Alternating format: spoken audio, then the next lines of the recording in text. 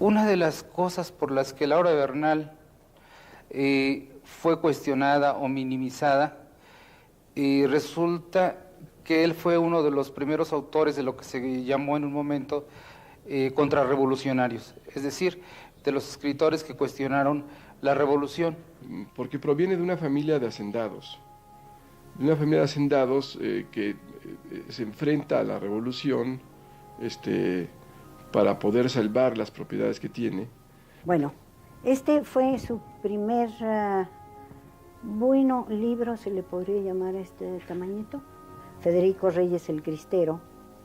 Estamos hablando de que su abuelo, Garcés Cabalceta, fue una persona que acumuló, es uno de los grandes sabios mexicanos del siglo XIX, es uno de los historiógrafos, de los historiadores más importantes, más cultos, más sabios que hubo en su tiempo, sobre todo respecto a la cultura antigua mexicana prehispánica. Su padre era un hombre más sencillo, cuyo mejor oficio era una de las mejores escopetas de México, y a eso se dedicaba, a ir de cacería, y por eso lo invitaban a las casas de la gente bien y a los ranchos buenos. Se forja así, pues, Rafael, una formación muy católica, tan católica que fue, pues, un miembro fundador y un orador, digamos, de todo pueblerino del movimiento sinarquista, el más conservador que ha habido. Y el escritor Rubén Salazar Mayén lo acusó en un momento de que él había encapuchado la estatua en el hemiciclo a Juárez. Animado ahí por un grupo de amigos, no se sabe si resultado de una de estas farras de la bohemia o realmente con un acto político de su opinión política o su corriente sinarquista. Estuvo 18 veces preso por disolución social. Tener a un personaje como Rafael Bernal adentro, pues se morían de la risa los policías, porque era hacerlos reír constantemente. Tenía un montón de gente muy grande, pero para él sí lo marcó muchísimo, políticamente y literariamente, porque le permitió volver a sus raíces, o las raíces más bien de su familia y de su infancia donde jugó. Y porque la selva sí le era totalmente ajena, pero el rancho del Bajío, el rancho del México, del altiplano, le era muy conocido. Como en Memorias de Santiago Oxtotilpan, o incluso en el tomo de las obras que la editorial Yus recogió de su teatro, hay un constante cuestionamiento de lo que había sido la revolución. Pues describe a México. Memorias de Santiago Oxtotilpan. Oxtotilpan, no existe la palabra Oxtotilpan, él la inventó para hacer un pueblo que no era ninguno y eran todos al mismo tiempo. Y ahí escribió, para mí, su mejor obra. El fin de la esperanza. Es sobre la pobreza en nuestros pueblos, que realmente es terrible, y sigue siendo. Lo que nos habla es de la tremenda época en donde se persiguió al campesinado y se le exigió al campesinado, en aras de la salud, por la fiebre aftosa, en sacrificar a todo el ganado de pezuña del Bajío. Las escenas literarias son dantescas, de los bulldozers abriendo zanjas para mover cantidades de 1,000 a 2,000 vacas y borregos, metiéndolos a una zanja enorme, quemándolos, mientras los campesinos y las mujeres se agarraban de las patas de sus vacas que tenían nombre y apellido, porque esta gente que tenía su vaca Mimilla, su vaca la Chinchita y la vaca la Torcida, y es una historia realmente de un impresionismo, de un realismo campesino, de una tragedia humana sensacional. Yo lo conocí en 1953 me parece que fue. Yo entonces era locutora, así que me invitaron a algunos programas en la XCB. Fui y me enteré que ahí estaba Rafael Bernal trabajando. Pero me empezó a llamar para varios programas. sensacional. Entonces, pues sí, yo me fui acercando más a él también y platicábamos mucho.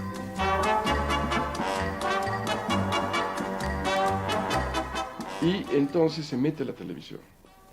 La experiencia de la televisión es importante porque es la primera persona que lleva el teatro en un acto a la televisión, en programas que hoy pensaríamos que son muy aburridos, como La Carta. Y después se fue a dirigir la televisión en Venezuela. Lo contrataron para como director de producción del canal, no me acuerdo qué número, pero se llamaba Televisa, en Caracas. Él lo aprovecha para ganar más dinero y para, pues, cambiar de compañera de vida en el camino. Me lo consultó, me dijo, ¿qué te parece? Nos vamos, tú también puedes trabajar. Pues órale, nos vamos.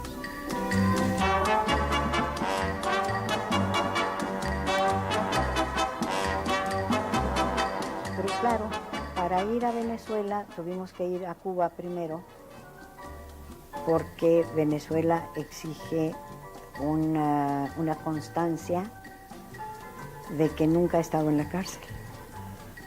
Y además decía desde 1800, no sé cuántos, que no ha estado preso.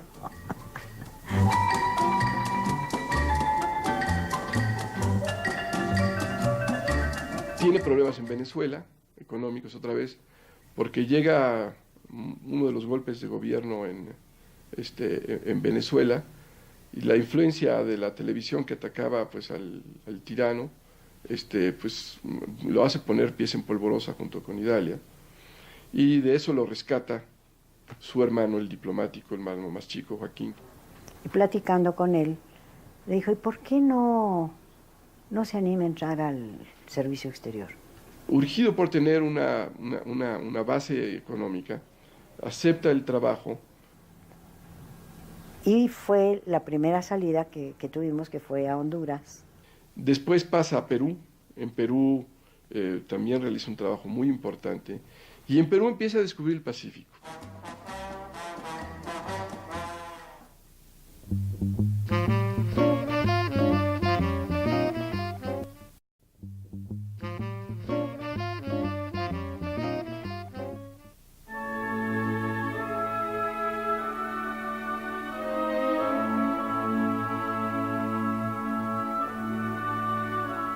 Otro de los aspectos que son muy importantes en su obra es el mar.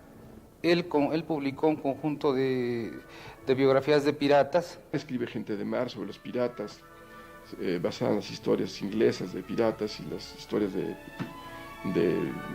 pues desde la tradición de Salgari hasta la tradición contemporánea de Gente de Mar.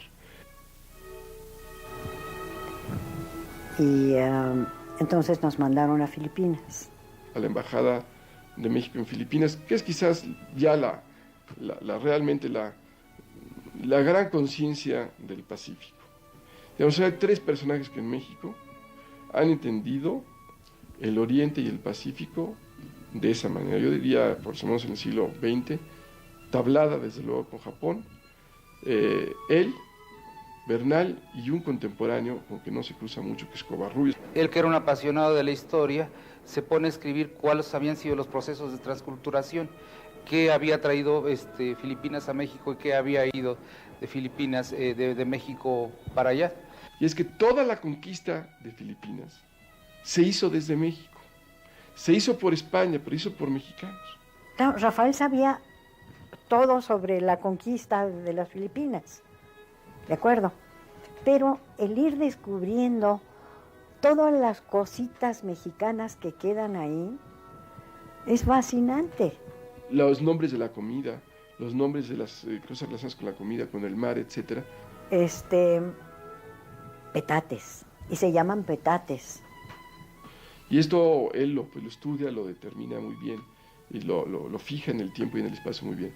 Ellos hicieron un libro de historia en Filipinas y le pidieron a Rafael Bernal que escribiera el prólogo. Fue un honor, indudablemente, ¿no?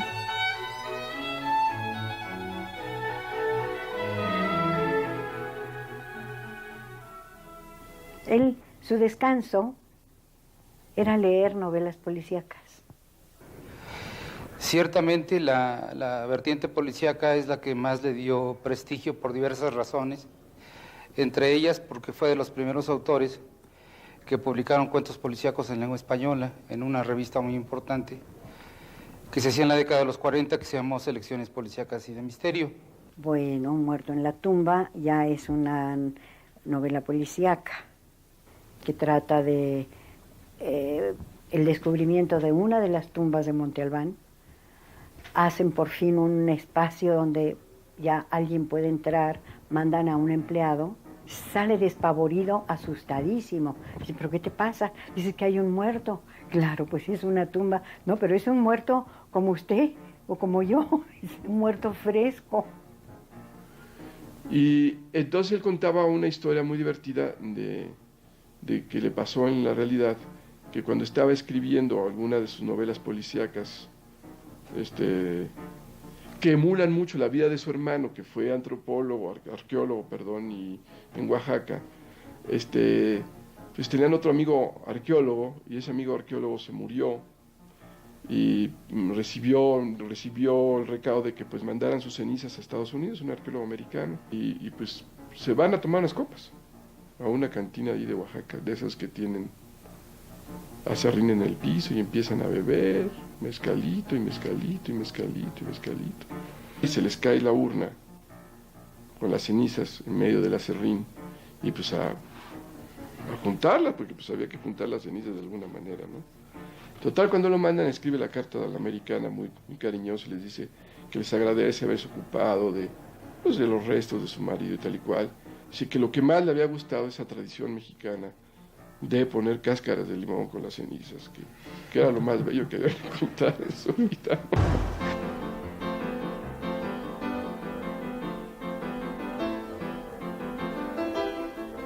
Se le conoce pues, sobre todo, digamos, por la parte policíaca, como novela de entretenimiento, como la gran novela urbana, que fue El complot mongol. Creo que El complot mongol, junto con la elección de los escritores de la onda, representó una oxigenación importante para la literatura mexicana. Filiberto García incluso no sabe de qué se trata. A él le dicen que hay un complot para asesinar al presidente de México. Entonces que hay que descubrir eso, pero así, rapidito. La mejor anécdota de la novela es cuando enfrentados los rusos, los chinos, los americanos, en darle seguridad al mongol, al presidente de Mongolia para su visita a México, con grandes medidas de seguridad, el policía mexicano a cargo de la seguridad se refiere a sus compañeros y les dice, déjense de tonterías, ¿no? Digo, ¿para qué le buscan? Que si vidrio de grosor, que si seguridad, si operación diamante, si distracciones. A mí dígame quién es el malo y yo lo mato. El complot mongol fue la mecha que detonó al escritor Rafael Bernal y que curiosamente después del complot mongol la gente ya no conoce los libros de historia.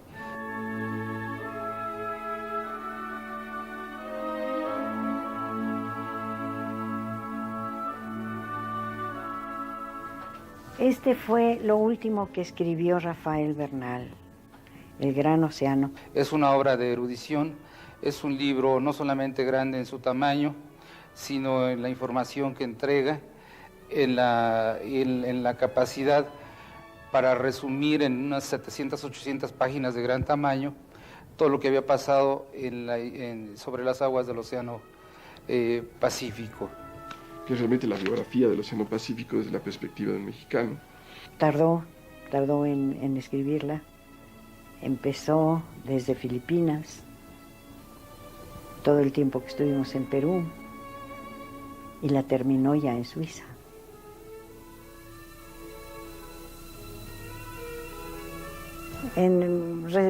Al poco tiempo de esto nos mandaron a Suiza. Yo, Rafael, tienes que ir a la universidad, como siempre, porque él en todas partes fue a alguna universidad a ofrecerse como voluntario para dar clases de historia. Y lo amaban, lo adoraban en todas las universidades, lo quisieron mucho. En todos los lugares, realmente en Guatemala, en Perú. Dejó una influencia en clubes literarios, en tertulias. Yo creo que en todos lados en donde estuvimos fuimos muy felices y disfrutamos todo. Bueno, vamos a ir a un país en donde nunca hemos estado, pero vamos a disfrutarlo en grande. Publica una serie de cuentos también que publica el Fondo de Cultura Económica, muy curiosos sobre los vínculos entre Japón y México, el Escuadrón 201 que fue a Japón, con la Segunda Guerra. Ya en Ginebra pues está enfermo de cáncer y se vuelve más religioso otra vez al final, sabe que es el final de su vida, estudia con los dominicos en la Universidad Dominica y logra titularse ya a los 50 y tantos años. Bueno, por último en realidad sí fue su tesis con la cual se doctoró en Suiza, que trata sobre el mestizaje y el criollismo en la literatura de la Nueva España.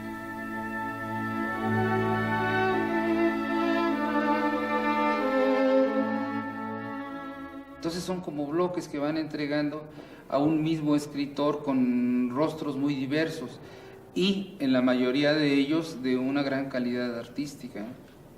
Bernal tiene 20 libros y la gente conoce el complot mongol algunos y creen que ya conocieron a Rafael Bernal. Entonces yo digo, lean sobre el Bernal del trópico y de la selva, lean sobre el Bernal del altiplano, del México católico y del campo, y lean del mar y conozcan el mar a través de las historias de mar. Entonces creo que Bernal poco a poco, gracias a muchos de los lectores amorosos que tiene, hemos podido hacer que él vuelva a estar en circulación y tome el lugar que realmente le corresponde, ¿no? Y como dicen los argentinos, que Carlitos Gardel cada día canta mejor, pues yo digo que Rafael Bernal cada día escribe mejor.